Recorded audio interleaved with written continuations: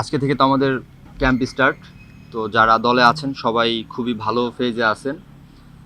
আশা করছি আমরা একটা গুড অপরচুনিটি আছে আমাদের এই কোয়ালিফায়ার রাউন্ডটা আমরা সেকেন্ড হয়েও আমরা শেষ করতে পারি, একটা গুড অপরচুনিটি আমাদের জন্য।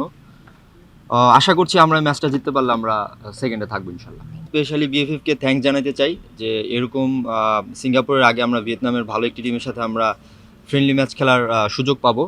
তো এটা আমাদের সিঙ্গাপুরের ম্যাচে খেলার আগে একটা কি বলে বাড়তি একটা অনুপ্রেরণা বা সবাই নিজেকে ভালোভাবে আরও ঝালিয়ে নিতে পারবে যে কী অবস্থা সবার। বিকাশ পেমেন্টে 10,000 টাকার বেশি অফার, শপিং চলছে তো। তো এটা একটা বাড়তি মোটিভেটেড থাকবে আমাদের জন্য যে আমরা লাকি সবাইকে আমরা পাচ্ছি। এটা আমাদের হয় কি অনেক সময় দেখা যাচ্ছে সবাই একসাথে ফার্স্টে থেকে শুরু করলে টিমের কম্বিনেশন ভালো হয়। তো আশা করছি আমরা আগের তুলনায় আমরা এবার আরও সুন্দরভাবে প্রস্তুতি নিতে পারবো এবং ভালোভাবেই ম্যাচগুলো খেলতে পারবো। অবশ্যই আমি সবসময় চেষ্টা করি দলের হয়ে খেলার জন্য।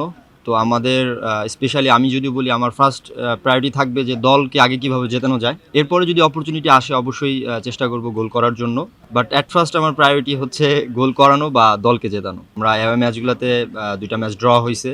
আস্তে আস্তে আমরা তো আমাদের এই ধারাটা আমরা অব্যাহত রাখার চেষ্টা করি সব সময়। তো এখন চেষ্টা থাকবে যেহেতু ড্র হয়েছে এখন আরেকটু ভালো করার, যেভাবে হোক আমাদের ম্যাচ দুটো উইন করে বের হওয়ার আর কি। সাথে আসলে আমাদের দলের মানে স্ট্রেংথ অনেক বাড়ছে। আমরা অনেক টিম মেম্বার যারা আছে আমরা অনেক মোটিভেটেড। রিসেন্টলি আমরা আমাদের থেকে বেটার র্যাঙ্কিংয়ের টিমগুলোকেও আমরা আসলে আপনারা দেখেছেন হয়তো আমরা সবসময় চেষ্টা করি একদম হেড টু হেড ফাইট করার জন্য। তো আমি বলতে চাই আমাদের স্ট্রেংথ এখন অনেক ভালো।